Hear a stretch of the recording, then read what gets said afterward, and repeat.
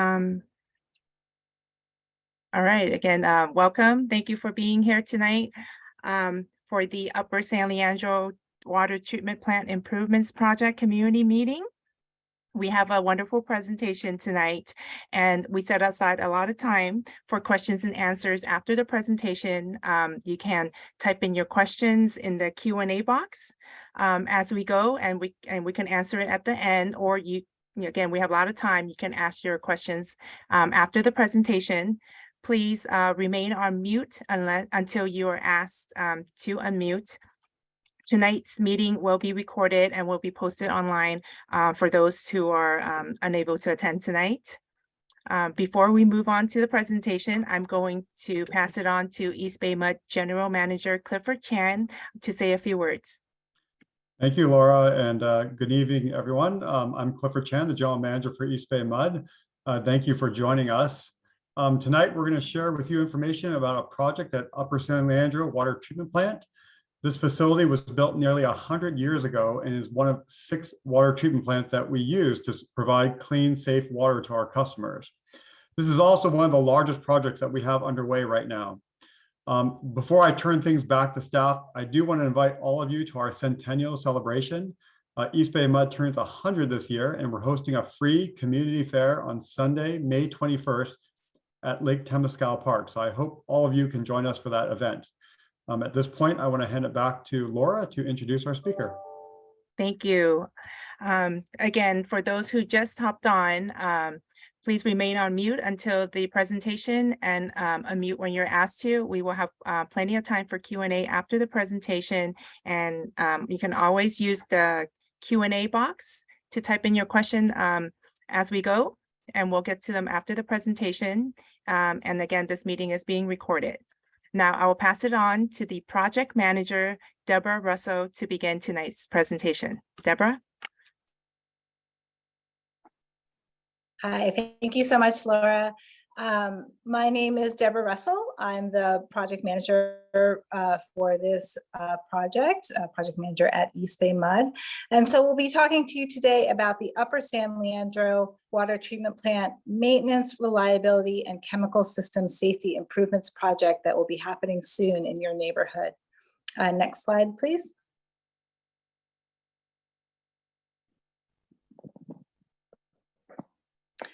So today I'll be talking to you first about the project location, the background and need for this project goals and scope, and then we'll talk about anticipated impacts to your community and the mitigation measures we've thought through ahead of time to reduce those impacts.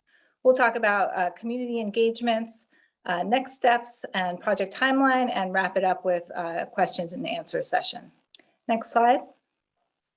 So first, let's talk about where your water comes from. So EBMUD serves about 1.4 million customers in the East Bay, but the water source is from the high Sierras, and specifically the McCalney watershed located up in the mountains. And so what happens is we take that snow melt from the mountain and store it in the Pardee and Comanche reservoirs, and then it travels about 85 miles through aqueducts down to the East Bay area, where it's stored in local reservoirs such as the Upper San Leandro Reservoir near you.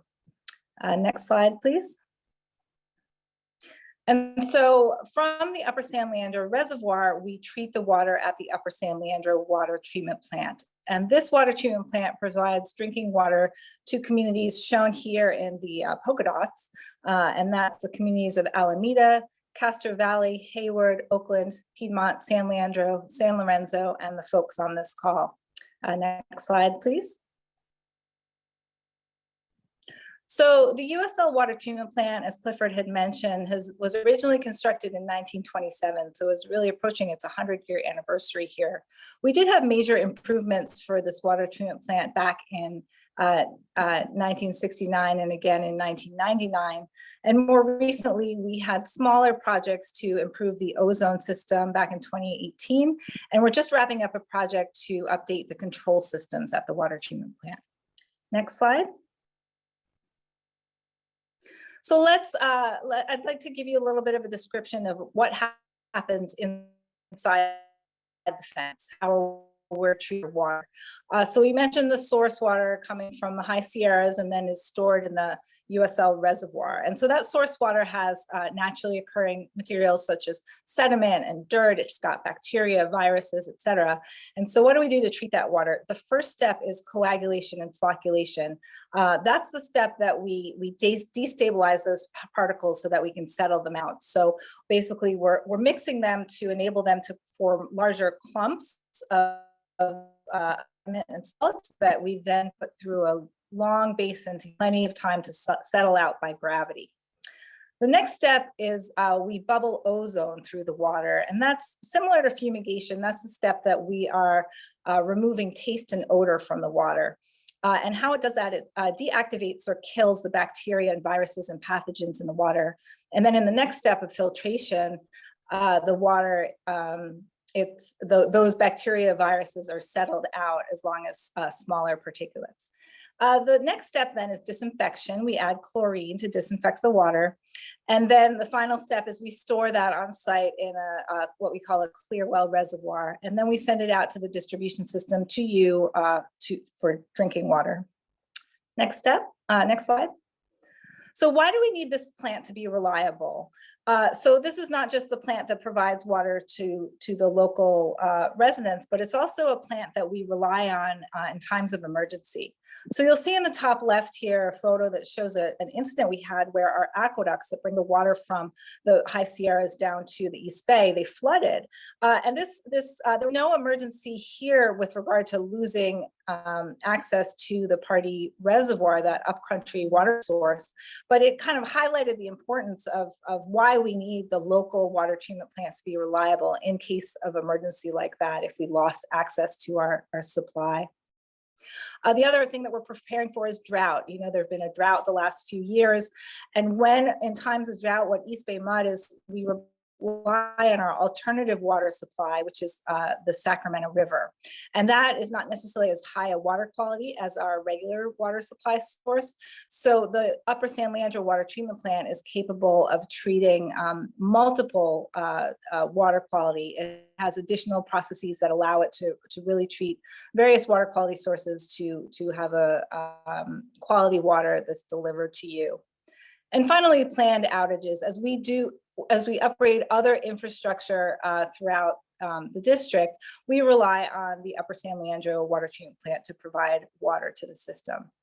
Now, one of the reasons for this plant is that we are able to produce 60 million gallons per day of treated water from this plant, but currently we're limited to be able to only produce 45 MGD. Next slide. So the goal of this project, number one, is to increase that plant capacity so that we can produce more water at this plant. And while we're doing that, we want to also improve the seismic reliability, make sure this water treatment plant is up to the latest seismic codes. We want to replace any of that aging infrastructure. What's shown here in the photo on the top right is inside our chlorine contact basin where we disinfect the water. That's a 100-year-old structure and it's working great to disinfect water, but we want to make sure it's up to code and that it's got the latest and greatest at the water treatment plant. We'll also be improving on-site water reuse. So we mentioned how we settle out solids in the sedimentation process. We mentioned how some of the additional smaller particulates are settled out or are removed during the filtration process. So those are, there's a chance for us to remove even more water from those streams and send that back to the head of the plant to reuse as much water as possible and reduce the amount that we're wasting. And finally, improving chemical system safety. We want to make sure the chemical systems are up to the latest codes so that we're protecting both the environment and our workers that are working at the water treatment plant. Next slide. So this slide here is an aerial of the water treatment plant. You'll see on the right, the freeway 580. You'll see bottom, you'll see is Keller Avenue. On the left is Greenlee Drive, and on the top is Field Street. So now I'm just going to give you a very quick overview of some of the improvements that we're doing at the plant. And if you could click through as I speak, that would be great. So the first thing we're doing is flocculation and sedimentation. If you could click, please. Flocculation and sedimentation improvements. I mentioned this is the first step in the process, and we're doing improvements there that will help us increase the capacity of the plant. Click again. We'll also be doing a full replacement of that chlorine contact basin that I mentioned is about 100 years old. So we're doing a full replacement of that. Click again. We'll be replacing the clear well roof, which is located along the Field Street side of the plant, the roof of that basin where we store the water before sending it out to you. Next click. And we'll be revamping the spent wash water and reclaim system, which that's the system that enables us to reuse more of the water and send that back to the head of the plant. Next click. We'll be improving the chemical system, as I mentioned, to bring that up to code. Next click. We'll be also upgrading the power distribution system at the water treatment plant. And finally, we'll be doing security improvements. So those of you who live along Keller Ave, and we have a shared fence line with you, postcards were sent telling you last year that we will be replacing this shared fence line that we have. The current one is, falling apart. And so we'll be reaching out to you again to coordinate with you individually. This fence will be replaced in the coming year. Next slide. So next, I want to talk a little bit about some impacts to the community and some mitigation measures that we've put in place ahead of time to reduce those impacts. So the first one is traffic control. So the construction hours for this project will be between 7 a.m. and 6 p.m. And there will be certain times throughout the year, just a few days, a few weeks here and there where we have increased truck traffic. And so that will be, for example, when we're doing concrete pours for that new chlorine contact basin. There'll be additional trucks per day for that. Another example is when we're doing demolition and we're off hauling materials, there will be additional traffic on those days.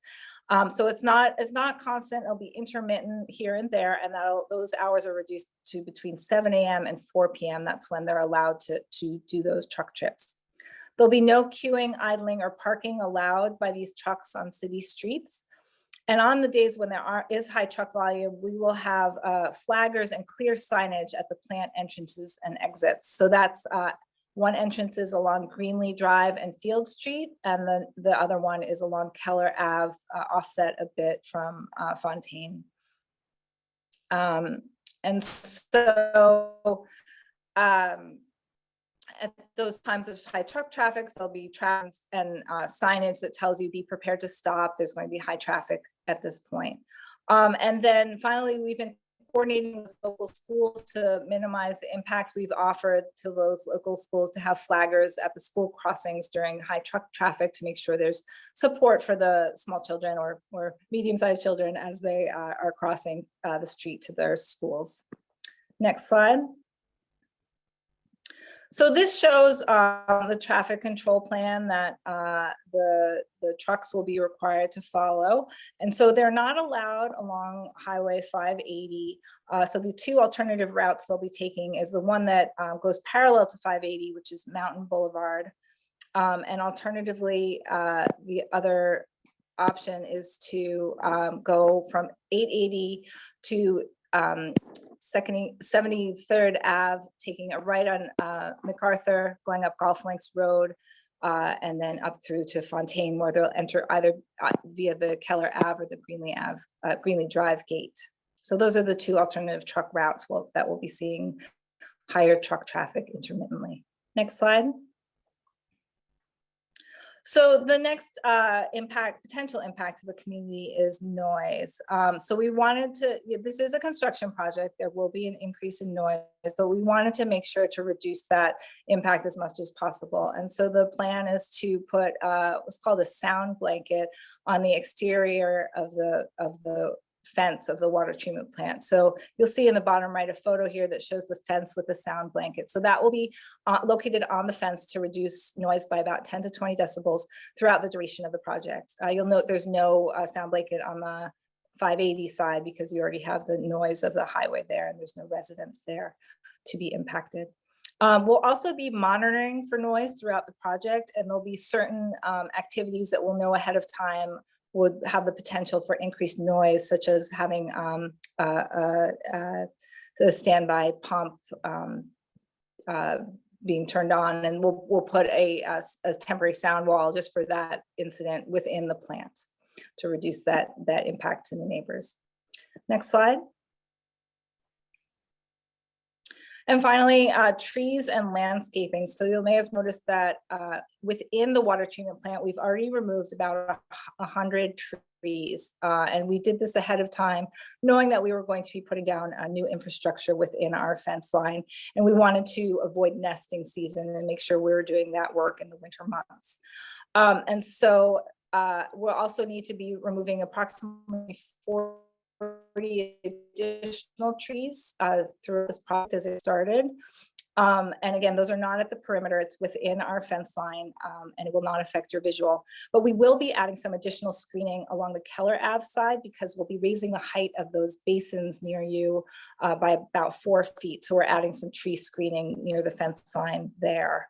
To mitigate the removal of these trees, from an environmental perspective, we are planting upwards of 260 trees, not within the water treatment plant, but within the East Bay Mud watershed. And one more environmental thing to note is, as we're paving over a few different areas here and there, we're preparing we'll be installing what's called a bioswale. So the stormwater for those new paved areas, instead of going directly to the storm drain system, it will be directed to a landscaped area that will collect the sediment from that runoff before it goes into the storm drain, so that there's no sediment collection inside the storm drain. Next slide. So community engagement. Hopefully most of you on this call received the postcards that we sent out in May 2022, giving you a heads up of this project. And we sent out a second round of postcards just last month in February. Those postcards referred you to our dedicated project website. So that's ebmud.com/USLWTP improvements. And that website will be updated throughout the course of the project. There's also, we've developed a project brochure. There's a small screenshot of that shown in the bottom of this slide. Please do reach out if you'd like a copy of this brochure, and we can get that to you. And again, I mentioned we will be coordinating individually with the adjacent neighbors on Keller Ave for that fence removal.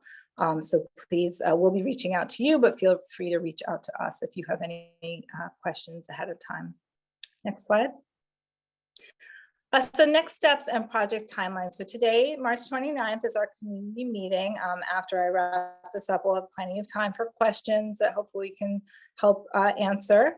And then the project open house. So we are inviting you all to the water treatment plant on April 27th from, I think it's from 9 a.m. to 12 noon. And so that will be an opportunity to learn more about the project and about the water treatment plant that's in your neighborhood. You will need to sign up ahead of time and have your name on the list ahead of time for security reasons. So please do let us know. We anticipate the active construction to begin in July, so just in a couple months. And it is a 3.5-year duration project. So this we anticipate this to wrap up in November 2026. So you'll see the timeline on the bottom with the starting of construction in July this year. In about a year from now, we'll have those capacity improvements completed so we can treat more water at the water treatment plant. A year later, we'll anticipate having the chemical system improvements completed in 2025. And then in 2026 we'll have that whole project wrapped up. Next slide. And so with that, I really thank you for your time today. We'll open up for questions. And then again, if you have questions now or in future, feel free to reach out at any time. Our email is construction-south@ebmud.com, or you can give us a call at 510-287-0140. And thank you very much. Yeah, and if you like to RSVP to the open house, email construction-south@ebmud.com. And I could add that in the comments for everyone. I don't see any questions. Type in the Q&A. Oh, actually, I just saw one pop up. All right, let me stop sharing so you can see us. There we go. Okay. The first question I see here is, are you removing any trees on Greenlee? Oh, you're on mute, Deborah.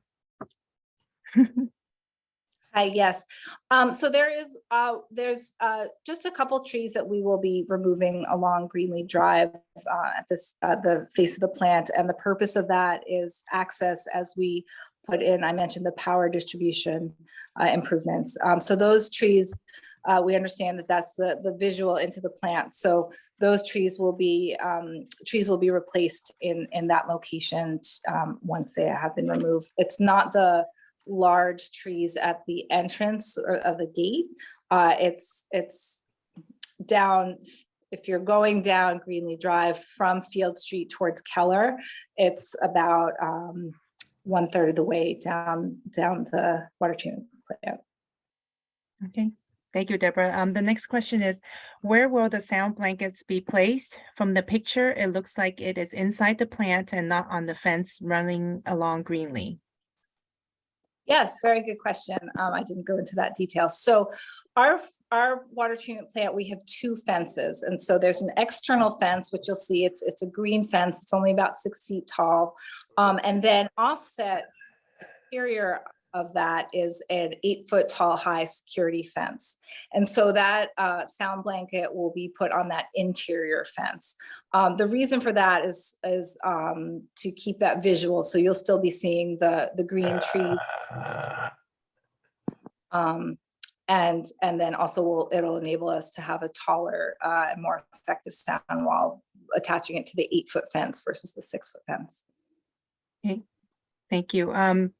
Let's see, and another question we have is, what will be done to prevent rodents, such as rats and snakes, from getting into the neighborhood?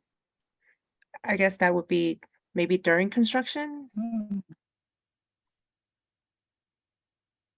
I think from my experience, I'm not sure we've had a. Yeah, I think actually a lot of Go the ahead. work, from my experience working on construction projects, when we have a lot of activity on site, it actually, I feel like it actually scares away rodents and things like that from the activity and the movement that, normally is pretty quiet plant.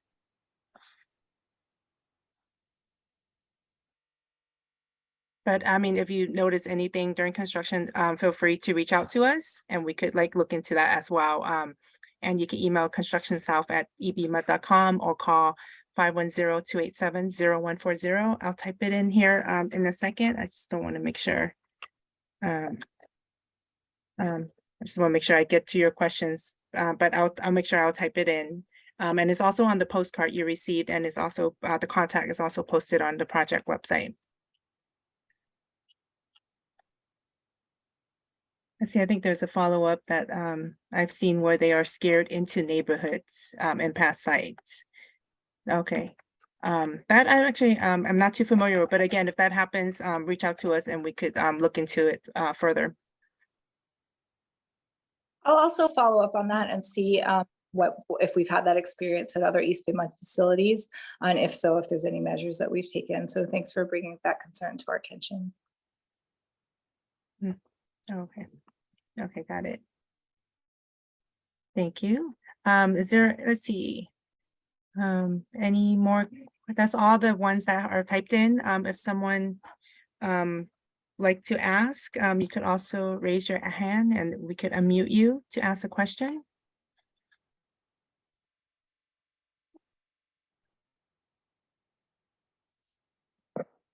Okay.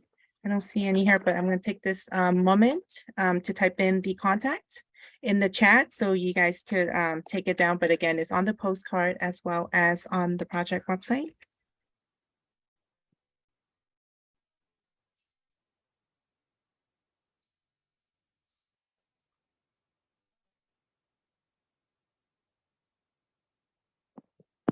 And as Laura is saying, please do feel free to reach out with any questions or comments you have after the fact. We're going to be working on this project for the next few years. And so we're there to address any concerns or questions that you have. Mm-hmm. And I typed in the contacts in the chat for everyone. That's also the contact you reach out to if you are interested in attending the open house. That is, again, by RSVP only because of a security measures there. So if you're interested, please RSVP there. Okay, I don't see any other questions. I think, yeah, again, this is recorded and we will post it on the project website. So if your neighbors mention, hey, I forgot to watch it, I missed it, it will be posted on our website. I think it'll be actually be posted later tomorrow. So you could refer to them there and reach out to us. If they have any questions, we're more than happy to answer them. Now, when the project begins, that's going to be the same contact throughout the entire project. So feel free to reach out at any time. All right, and with that, I'm going to end that meeting. I'm just going to take a quick scan and to make sure I didn't miss anyone. Again, thank you for being here tonight. We look forward to working with you and hearing from you. All right, have a good night. Thank you, everyone.